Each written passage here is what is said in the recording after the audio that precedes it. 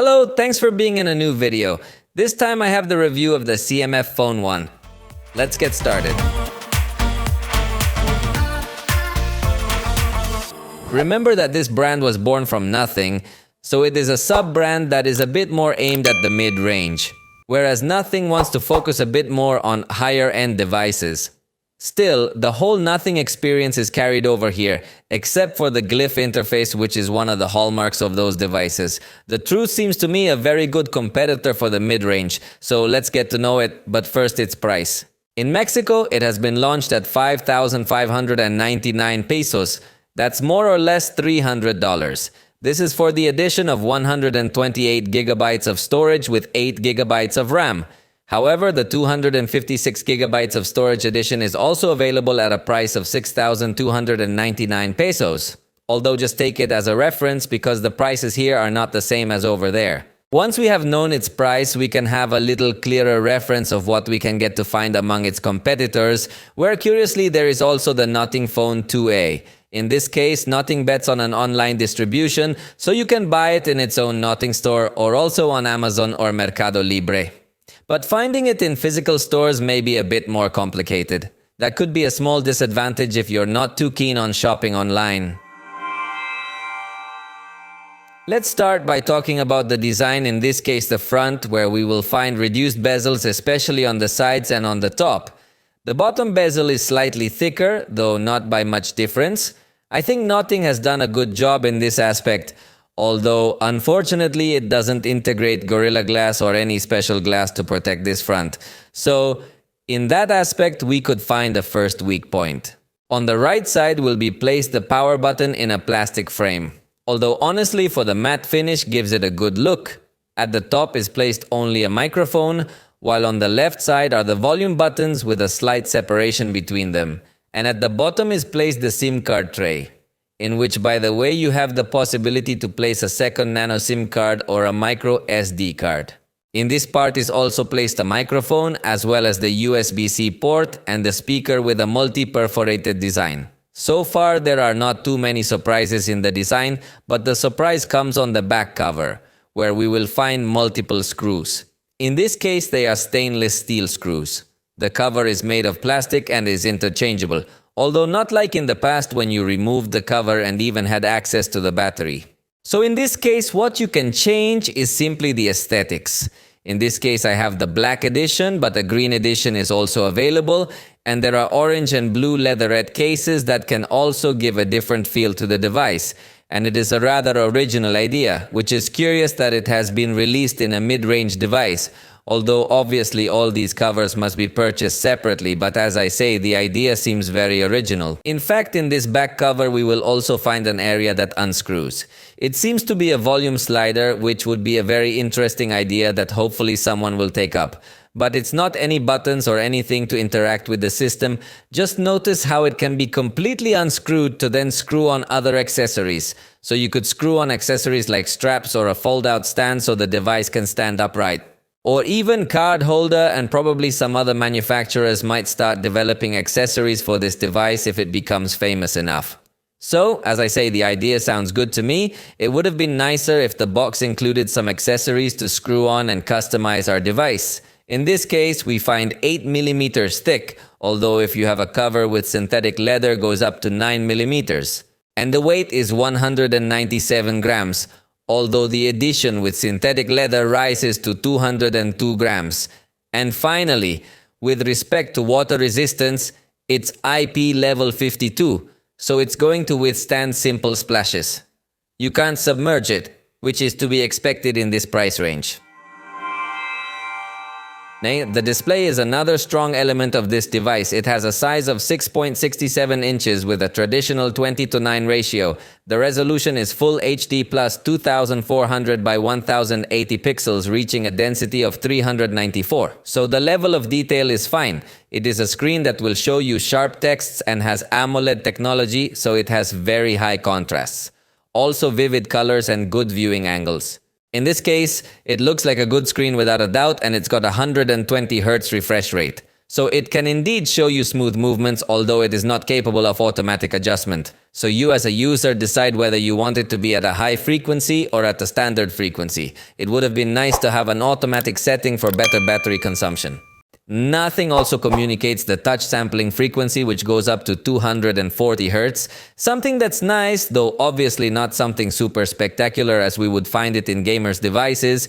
And the attenuation rate comes in at 960 Hz, which is also a good thing, although it doesn't reach sky-high levels as we've seen on other smartphones. This slightly elevated dimming rate means that the display might give you a little more comfort when viewing it at night at low brightness.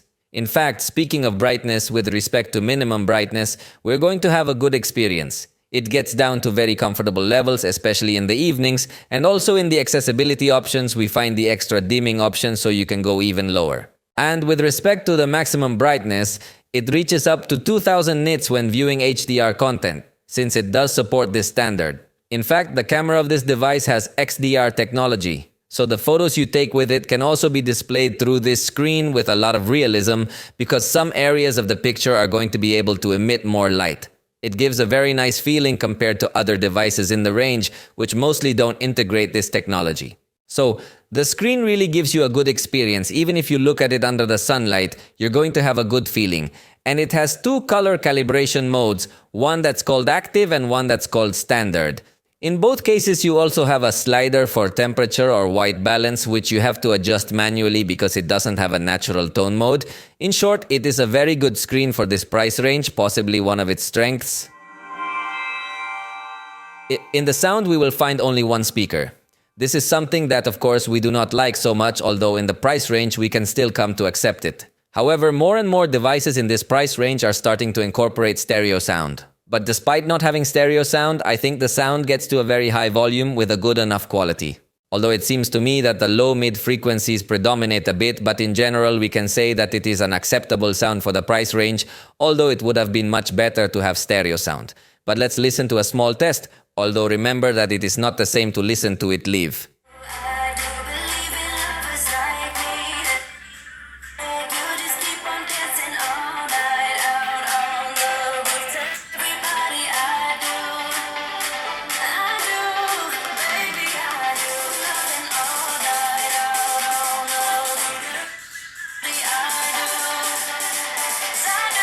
But what I am going to complain about is the software, which in this case bets on something too simple.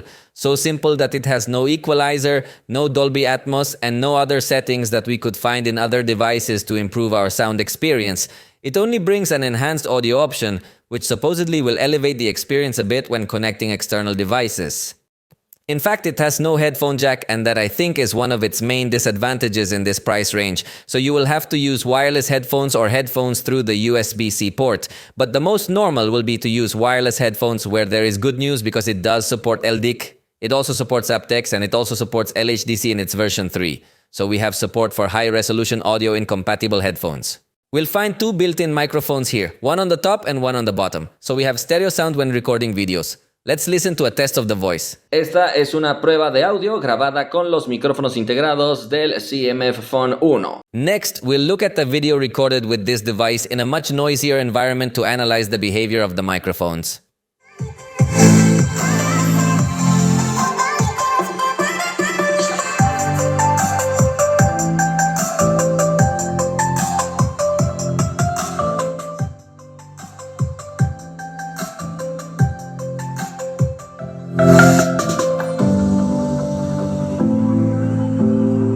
It seems to me that while it could generate some very slight distortions, overall it is a sound that is captured very well. It is immediately noticeable how it regulates the gain when the sound is greatly increased in power, so in this sense the experience is good. The front camera is 16 megapixels with f2 0-point aperture and fixed focus. That is, features that one would expect from a device of this price.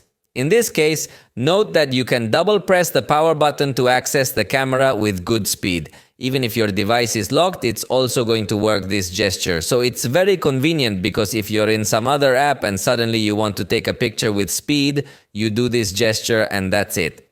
The camera has a fairly simple interface. In fact, some might consider it overly minimalistic. The simple fact of not being able to quickly swipe between all the modes makes it can be nerve-wracking for some people, especially if you want to easily get to the last mode. It's kind of slow in that regard. The camera experience is good in this sense. It does give a responsive and fluid feel, although it does not have a burst available on the front camera. At the top, it integrates a button where you can select some color filters that you can preview in real time, while in the lower left corner appears the retouch button, although in this case it simply offers an automatic retouching mode and does not have multiple parameters. On the other hand, for a slightly more comfortable capture, it offers us the touch shutter. That is, in any area of the screen that we press will take the picture, but does not have palm detection nor voice detection or a floating shutter as found in other devices. I specifically like this front-facing camera in terms of the color management it does. I found the color to be very good. It also has a good level of detail. Honestly, it looks very good result considering it is a mid-range device. It also offers 2 levels of width. I think this is good depending on the framing you want to have. It can be useful for pictures in a nice landscape or for group shots, where, by the way, it does a good job. Honestly, I really liked how it maintains a good level of detail in all the faces, unlike other devices in the range or even higher ranges that do not usually have a good result in this type of group shots. The device has fixed focus, so you can't emphasize some detail of your face. While indoors, the result is also very good in terms of color and detail. I must say that when I took this picture, it was a much darker environment than it usually is when we test indoor pictures, and yet it still handled the noise very well. Obviously, you see a dark image because the setting was dark, but notice that my face is perfectly well detailed. I tried to position myself in an area where I would get a little more direct light. Here I did another test indoors and noticed that it still has good detail. That's what I like most about this camera, although it's clear that in darker areas the detail will be much weaker. In backlight the preview doesn't look optimized, but note how the device again manages light and color very well, balancing highlights and shadows perfectly well, but without altering the color of the shadow area. So you do notice that there is an area that is in shadows and another area where there is a lot of light, but still the picture looks excellent. At night, we will also have a nice result in terms of the level of detail. It seems to me that the device has excellent image processing, unlike other devices in this same range. Notice that the darker areas are not full of noise. Also, the areas that receive direct light are well represented with this warm light that we had on that day. Even in night backlit scenes, note that the result is also positive, having a good balance. A bit of graininess appears, but in return it gives us a good level of detail, so there is not much to complain about. The device also allows us to use the screen as a flash simulation in exaggeratedly dark scenes to illuminate your face. The result is also good. It doesn't look a cold tonality as we could find in other devices with similar features. Even night portrait pictures I think have an excellent quality. Normally in this range, the portraits come out with a lot of noise in the foreground and a very clean picture in the background. In this case, I think the result is much more balanced and accurate. The bad thing is that the device was not able to keep the objects in the foreground in focus, which would have been a perfect result. But for the range, the truth is that I really like the device in its front camera. On the back, we will find first a very simple camera, which in fact we do not specify its technical details. It is simply noted that it is a depth camera. And the second camera, which is 26mm approximately, with 50 megapixels in its sensor, an aperture f 1.8 and autofocus, so it does not have optical stabilization, so perhaps this is a weak point, although in the range is not so usual to see it. Photos in auto mode will be 12.5 megapixels. If you want 50 megapixel photos, you can access the settings to enable this option, although it is best to take pictures in 12 megapixels for better color and light treatment.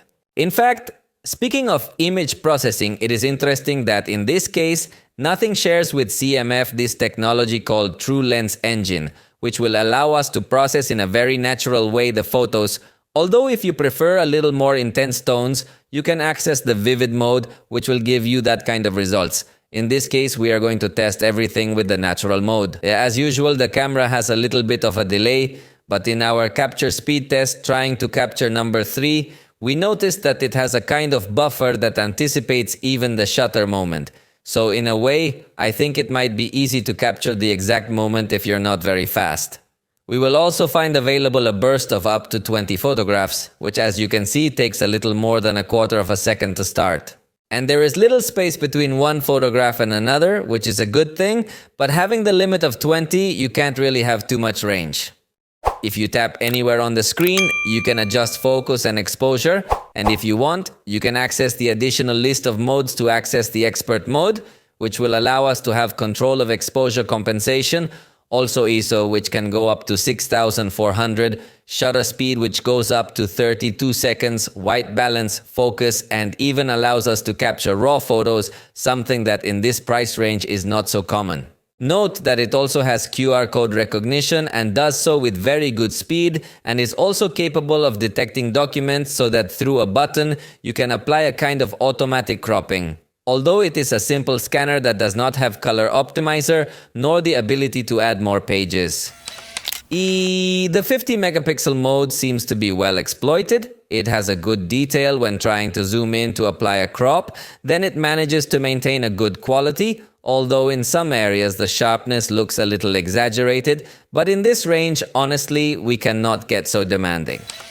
Note how the moving scenes, even backlit, come out with a good definition. This device also allows us to take pictures with 2x zoom while maintaining optical quality, and even in this scene of movement comes out with a good result. In static photographs, obviously we will have even higher quality. In this case, we are outdoors, and appreciate that the color also looks very good. There is good level of detail. The lens does not seem to have problems with distortions or serious chromatic aberration. Overall, it is a good quality, and as I say, it allows us to have the perspective of 50mm applying zoom 2x, still maintaining an optical quality, and yes, you notice the good quality that we find in this camera. And despite not having ultra-wide camera, it seems to me that with the panoramic mode, somehow you can solve this lag because it gives you a good quality in the photographs, plus it is a high-resolution panoramic photo that if you zoom in, you can also still notice a good level of detail. As for the zoom, while in the intermediate setting is still a good level of detail you get, in the maximum setting the truth is that not so much. It has a 10x digital zoom, but definitely there will be low level of detail. Although it tries to optimize some shapes and letters, but other areas will be much more difficult to get them to optimize well. Then in the maximum zoom we do not have so much quality. In indoor scenes it has surprised me, although in this case it used night mode since, as I told you, it was a much darker scene than normal, but I like that it automatically enabled night mode, so we have a capture with a good level of detail, free of noise and very nice in colors. Here I took another shot indoors also with intermediate lighting. The result again is nice in terms of color management, and even using the 2x setting maintains a good color rendition. In backlit scenes, I was surprised that the preview does look optimized and that in this price range is a very good added value, and evidently the result will also be optimized, although in these backlit scenes the color maybe loses a bit of precision, but in general terms we can say that it is a nice result balancing highlights and shadows. At night it automatically uses the night mode and balances well the brightest areas. Although the darkest areas are still a little paler than expected, here you can see that it is not a premium or high-end device, but honestly it is the only section where I noticed a little weak to this camera. In the other sections I liked it a lot. I even dared to do an extreme test. In this case it is an area of penumbra practically. As you see in the preview, almost no element appears but automatically uses the night mode. And this was the result. It is evident that it is a simple camera, but considering that it was an area where there was practically no illumination, it seems to me that it could still defend itself in better lit environments. For macro photography, note that the result could also become nice, although it doesn't allow you to get as close to the objects. However, by applying a bit of digital zoom, note that the photograph still maintains a good level of detail, good color, and a nice blur. Finally, in portraits, observe that we do have a good result. Keeping the foreground in focus, including the objects, although in this case, which is a backlit portrait, had a bit of trouble, having a bit of a ghosting effect, but as I tell you, that's because it was a backlit portrait photograph, a test that we usually put to more expensive devices, but since it was such a nice camera, we decided to put it this level of test.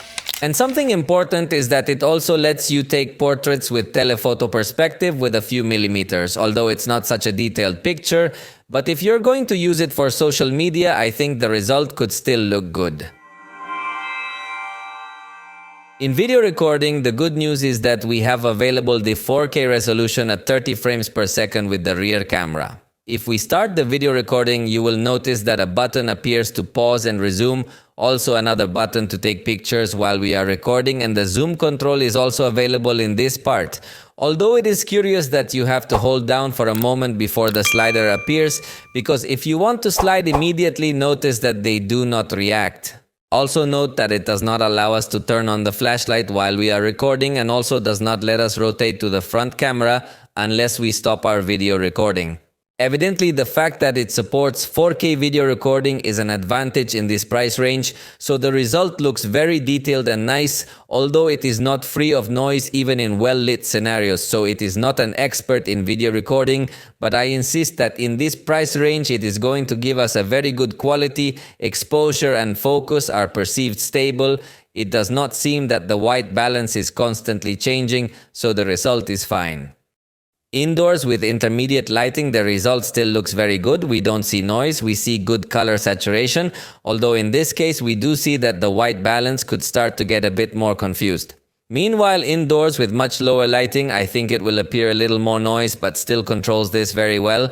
Remember that in this case, I did the recording in a much darker environment than normal in case you want to compare it with other reviews I've done, and overall the result has surprised me for the better. And note that in backlight also has an excellent result. This is what surprised me most, because in this price, generally the devices do not have a good performance, but here it does make a balance of lights and shadows. Although there are some jumps in the exposure when detecting or stop detecting the face, but they are not so aggressive jumps. However, if you are closer to the camera, it will give more priority to illuminate your face and therefore may overexpose more the highlights area, plus the shadows area has a little noise, but for the price it is a very nice result. In addition, the device also has the ability to record video in HDR, although in that case it seems that the focus is a little more unstable and the result in general looks very similar to what we had seen before, with the difference that in this case, even when you get closer to the camera, it still has a good exposure in the background, but the focus is with a little more problems, although this is sure to be corrected with an update.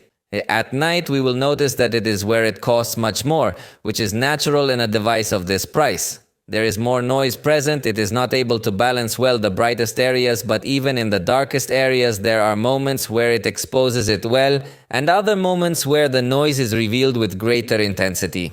Here we simply confirm that it is a slightly simpler device, but compared to other devices in this price range, it seems to me that it can become one of the best options for recording video. Although it has digital stabilization, the fact that it does not have optical stabilization complicates things a little more, so even if you are walking it is noticeable, and if you are running you will also notice much more the compensation movement. Although it also integrates a higher stabilization mode that definitely improves, although the resolution drops to full HD.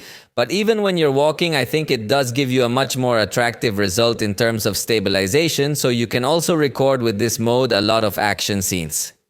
In this case, it doesn't integrate a portrait recording mode, and with respect to focusing, I think it does a good job. In aggressive movements, you'll notice that the focus is going to be accurate, it doesn't react at an impressive speed, but we're going to see that it adjusts in a good way. So if you have a good lighting condition, the focus can be kept stable while still delivering good quality. The device also integrates a slow motion mode in full HD at a few centimeters per second. It won't be that spectacular, but the simple fact of integrating slow motion of this quality is a good thing. On the other hand, the fast camera can go from about 15x with regular stabilization, but fortunately it has 4K resolution. So it has positive points, although I wish the most basic was 5x, but overall it's a very good fast motion mode. In fact, it allows you to go up to 960x, with which you could record spectacular landscapes.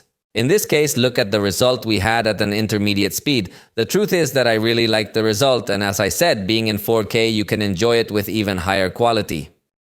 And finally, with respect to the zoom in the video recording, note that it can move smoothly, it doesn't jump aggressively, but it doesn't maintain such a high level of detail. In fact, it reveals much more noise when trying to have the maximum zoom, which by the way is 10x. The front camera does not have as advanced recording as the rear camera, as in this case there is no 4K resolution available.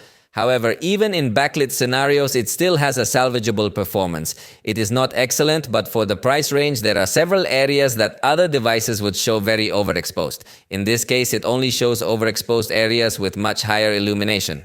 But on the plus side, it does have stabilization, so it will be nice to be recording even while walking. Obviously, it has fixed focus, so in that sense, it is not such an advanced camera, but in the price range, it is the norm. In indoor scenes, the result is going to come out with less contrast than desired, but overall, I think it's also a good result considering I was recording in a darker environment than usual. Although at nights it is confirmed that in order to try to eliminate noise, it could also eliminate some details, unlike in photography where it had a better performance. So in video recording, you do need a very good lighting so that the videos with the front camera come out better detailed. Also, the device does not allow us to turn on the screen as a kind of flash simulation while we are recording video, so it is a bit more limited in this aspect. With the front camera, time-lapse is also available, although again it starts from 15x, so it might turn out to be faster than I would like. And in this case, on the front camera, there is no slow motion mode, no portrait camera mode, and no dual recording mode. In the software, we will find something that for many may be very attractive. For others like me, may be something that we do not like so much. It comes with Nothing OS 2.6, which is based on Android 14. What I personally do not like so much is that it is a very simple system with few options, although as I tell you this, for other people is attractive, so it depends a lot on the type of user you are. But in tools, it looks very similar to pure Android, although Nothing has put a lot of effort in aesthetics to make it look very special. But before I tell you about the features, let me tell you that it offers 2 years of software updates and 3 years of security patches, something that, although it is not very advanced, I think it can help you to give a good lifetime to the device. But as I say, the aesthetics are very well thought out by Nothing. For example, on the main screen, you can create folders, which are not like traditional folders, but you can even customize them by changing the shape of the folder, or you can put a specific cover. There are some default ones from Nothing that have this same dotted design that is very characteristic of the brand, or you can put your own image on it. In addition, these folders are quick access, so you do not need to open the folder to open the application later, but simply by tapping on any icon that is on the folder, you can do that action. So you gain speed and good customization. The lock screen can also be customized, but in this case at the level of adding widgets. You can have quick information in a very nice way. You have a kind of grid that you can fill with widgets of different sizes. So there you can add, for example, a photo frame, the clock. It can also be the clock of another city, even a shortcut to some system tool because it lets you choose the one you want. For example, you could have a shortcut to GPT chat directly on the lock screen. So I like it in this sense of being able to place so many widgets on the screen. And it also allows you to customize the aesthetics of the device in the customization shortcuts. Obviously, it has the traditional things that every Android device has, such as modifying the color palette based on the wallpaper. But in this case, the interesting thing is that when setting a wallpaper, it has 2 effects that you can activate. First is the atmosphere effect, which will somehow blur the wallpaper, but on the lock screen, it will be seen without any blur. So, it shows a nice transition from going from the lock screen to the home screen. And it also has another glass effect, although it is poorly translated, and in Spanish it says vaso. But this effect gives you also a very nice style for the lock screen. So it has this kind of little details that give the essence to the brand at an aesthetic level. In fact, for example, the home screen launcher supports icon packs that you can install. By default, it comes with a Nothing pack that gives it a nice aesthetic, but there are still some icons that don't have their own version in the Nothing icon pack, and it makes it give a very strange feeling. They look like splashed icons, so it would be much nicer if the system could automatically transform these icons somehow, or else you need to install some other packages. Many of them are paid, but you could have a more uniform aesthetic. Of course, it will also allow you to show or hide the application name labels, modify the grid, and some other little details. And artificial intelligence is also present in this device, having a wallpaper generator, although you cannot write a complete prompt but simply choose 2 categories of different combinations, and based on that, the device will generate a unique wallpaper for you. It also brings an experimental features category where you can enable compatibility with Apple AirPods. It is true that you can link AirPods to any other Android device, but in this case, the novelty is that not only can you link them, but it will even show you the image and even the battery status of each earphone and the battery status of the case. Something that other Android devices can't do, so that's the hallmark. Even in the quick settings panel, the AirPods will appear to access their settings, which is interesting if you have an Apple headset. Obviously, Nothing and CMF headphones will also appear with this kind of aesthetic. Some gestures are also available to control your device. For example, swiping 3 fingers on the screen to take a screenshot, but you can even swipe 3 fingers a little slower to capture a specific area of the screen instead of the entire screen. And it has some other control gestures similar to what we see on other smartphones. In this case, the one-handed use mode only adjusts vertically, something I personally don't like. Although you can also choose that instead of activating the one-handed mode, simply slide the notifications panel, which can be useful when you don't reach the highest area of the screen, but they haven't thought about when you don't reach the other end of the screen, horizontally speaking. So it's not a one-handed mode that I'm too fond of, but I'll tell you how it works. In fact, you could also create a shortcut to have a floating button to activate this mode instead of having to do the activation gesture. Obviously, it also has the split screen mode to have 2 apps at the same time, but it also has a floating window mode, although in this case the operation is somewhat strange. You can only open 1 application at a time in this mode. You can't resize this floating window and you can't place it wherever you want. So, even though it appears to be a floating window, it doesn't give you as much convenience as other systems. You could leave it minimized to keep an eye on what is happening in this application, but you cannot interact with it at the same time you interact with others. And finally, one of the most attractive things about this brand is the good interaction they have with ChatGPT. For example, you have a widget directly on the screen to access to write to ChatGPT. Also directly with their headsets, both Nothing and CMF, you can talk to ChatGPT. So they have a good collaboration that I hope they keep moving forward to integrate it in more areas of the system. Lastly, the device has an optical motor on the x-axis, so it generates a very good vibration response when interacting with the system. And generally in the price range, the vibration motors on other devices tend to be simpler. So in that sense, they did take care of the experience to make it much higher. In security, it integrates a fingerprint reader inside the screen. It is optical. It allows a maximum registration of 5 people or 5 fingerprints. The operation is correct. It does not allow you to customize the unlock animation or something similar. It also integrates facial recognition, although it's simple and that's why we don't talk much about it. And it has Google's extended unlock feature so that in certain trusted circumstances, the device stays unlocked. It also includes Google's password manager to autofill these forms, verifying through your fingerprint first. So it works well, but from this point on, we realize that it depends on a lot of things from Google. I already mentioned to you the extended unlock, the password manager, and then the secure folder, which is not Nothing's own implementation, so it doesn't take advantage of the fingerprint reader and will be inside Google Files where you can put a PIN or password on it.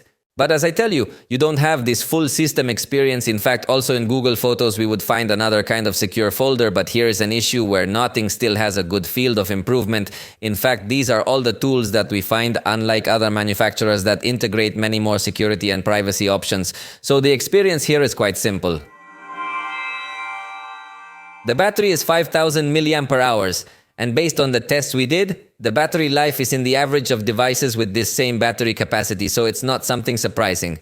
Here what I would highlight is that it's not able to manage in such a smart way its battery to reduce the consumption of the apps that are in the background, because there wasn't too much difference in the duration that I found in my foreground test and in my background test. So in that aspect, it could improve. I think you as a user are going to have to be very conscious of what apps you have running in the background to avoid being downloaded too quickly. In addition, it integrates only a simple power saving mode but does not have a much more extreme mode to help you in an emergency, and its charger is sold separately. Possibly this is the point that may annoy people the most. It supports 33 watts charge, but as I say, it is not included in the box. In this case, I used a power delivery charger to do my charging test since Nothing's charger, which is distributed in their official store, is power delivery compatible. So I hope I used the ideal charger. In 15 minutes, it gave me 30% battery. In 30 minutes, it got up to 59%, and the full charge finished it in just over an hour, which is fine for a device at this price point. It's not going to be the most spectacular charge, and the fact that the charger is not included is obviously annoying. Fortunately, a smart charging mode is built in, so if you're going to charge it with some simple charger that takes a long time to charge, you could leave it overnight and it's going to learn your routine so it won't stay at 100% at all times, but rather charge slowly. If you turn off smart charging, there is also a charging lock option available, which can be useful for those times when you have your device plugged into the charger at all times. For example, when you go in your car or similar things, again to try to take care of the battery. In fact, the system offers you another section where they give you recommendations to take care and protect your battery, which is quite curious because not all manufacturers do that, and there are moments where many doubts are generated by users. So here directly the manufacturer is telling you how you can take care of your battery so that it has a much longer life.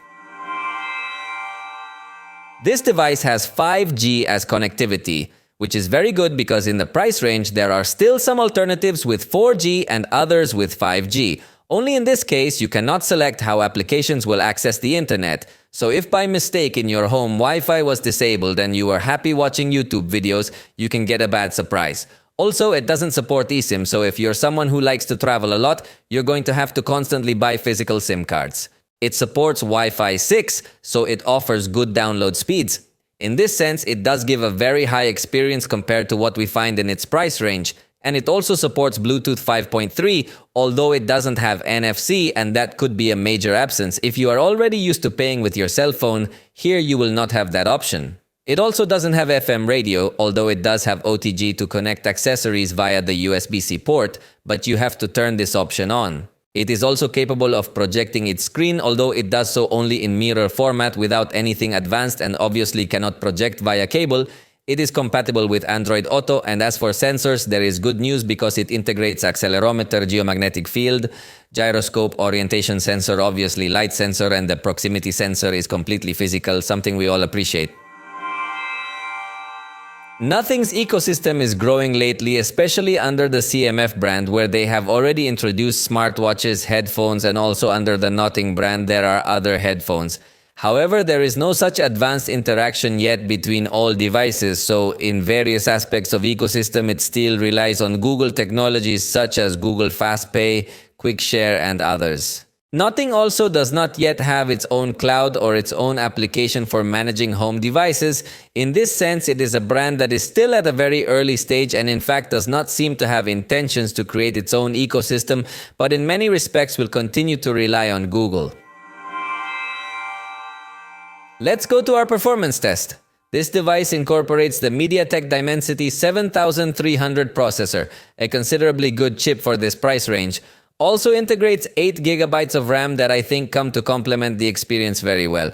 As there are other devices that, although they have a good processor, if they have little RAM, they become very slow. So let's see how long it takes on average. And as you see, it took 2.6 seconds approximately to open each application. Something very good considering its price range. Generally, in this price range, there are devices that take 3 or even 4 seconds on average in the best case. Then honestly, I think it is a very good addition. As I say, the combination of a good processor with a good amount of RAM causes that really, if we have a very good experience, even when we are switching between all these applications, see how fluid the device behaves. Also, when navigating within applications that have multimedia content such as videos, you can see that it can load smoothly if there is any other cut that you get to notice if you are very demanding, but honestly, there is nothing really serious. The device by default brings a virtual RAM function with 2 additional gigabytes. Personally, I do not consider it necessary, but that's how it comes by default. It also comes with 128 gigabytes of storage. In this case, possibly if we are going to have some difficulties, especially if you want to install very heavy games with a lot of data, note how in this case the device has a large part already used. Consider that in this price range, if there are some devices that start to offer you 256 gigabytes, although sometimes it is a little slower storage, then nothing has not sacrificed speed in exchange for giving you more storage. So if your priority is storage, I think you could find some other devices, although they might be a little slower. The advantage is that you can put a micro SD card of up to 2 terabytes, so you can store photos and videos there too.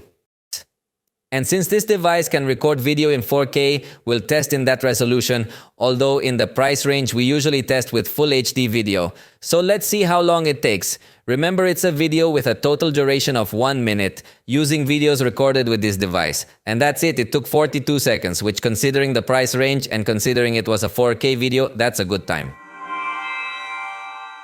For games, we did not find an application as such, but note that a games mode is available. Here you can manage which games are going to have the additional tools offered to us through this sidebar. You can also set whether you want the notifications to be turned off completely while you are playing, or if you want them to be displayed in a condensed form so that they don't get in the way too much, or you can also select whether you want them to appear as they normally do. You can also prevent accidental touches on the edges of the screen, and you can also prevent some calls from interrupting you. The game panel option is also available, and you can select how you want it to be displayed. So notice that when I enter a game, a side panel will appear from which I can set whether or not I want to have the maximum performance mode. I can also quickly turn off calls if I don't want to have interruptions, and the same goes for notifications. There is also the automatic brightness lock, since usually when you play games you can get to cover the light sensor, and this can improve the experience. And finally, there is the option to record the screen. As you realize, it is a fairly simple panel. In this sense, it does not offer us an experience as advanced as what we see in other devices. In Call of Duty, this device gives us available very high quality graphics at a high rate. However, if we want to go up to the maximum rate, the graphic quality drops to the high level only. The behavior is curious because we could also play in very high quality at a very high frame rate, but if we give priority to the frame rate per second, you notice that few effects will appear available, although there are experimental functions available. So in this case, we gave priority to the maximum frame rate per second at high graphics quality. In fact, in this price range, it is very good news that it offers us this level of compatibility with all these graphic settings. And in this case, playing with this quality I mentioned, the experience was extremely good. Practically perfect stability. Very good. The temperature is also very well controlled.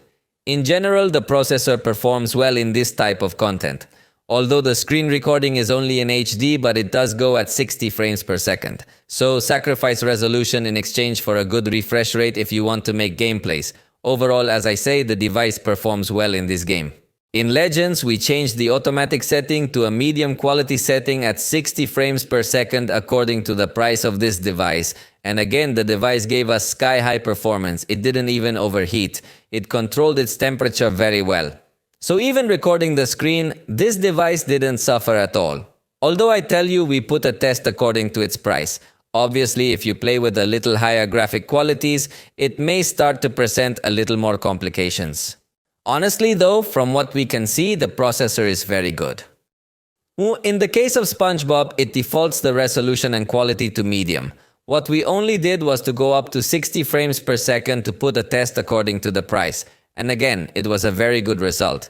It just had a little bit of a low spike almost at the beginning of our test, but overall it held up very well. Again, the temperature was very good under 40 degrees Celsius and by a long shot. So if you like to game cool, this device is going to give you an excellent experience, very stable and with good graphics compatibility. And finally, Henshin Impact by default gives us the graphics quality very low. In this case, for testing, we turned it up to a low level, keeping some settings at medium quality and going up to 60 frames per second. And this game did make it noticeable that it is not such a high device, as it got much hotter than it had been in previous tests. Also, it doesn't have that much stability, although consider that the lowest peak was 38, so it doesn't really go that low. So even though you don't have too much stability, you do have good fluidity. Possibly with the very low graphics quality setting that it gave us by default, you can have an even better experience. But I think in the price range, it does give us a good gaming experience. In conclusion, this device is quite original for the theme of interchangeable covers, in addition to giving us a good experience at the photographic level and even at the level of video recording. The screen is also very good, although in other aspects it is immediately noticeable that it is a mid-range device such as the mono sound. And the software, despite being very aesthetically pleasing and with a lot of identity, I still find it lacking in terms of personal taste because it lacks many options. But you as a user will decide if it is what you are looking for or not. For now, this has been all for this video. I hope you liked it. If you did, you know you can let me know, and I'll see you next time.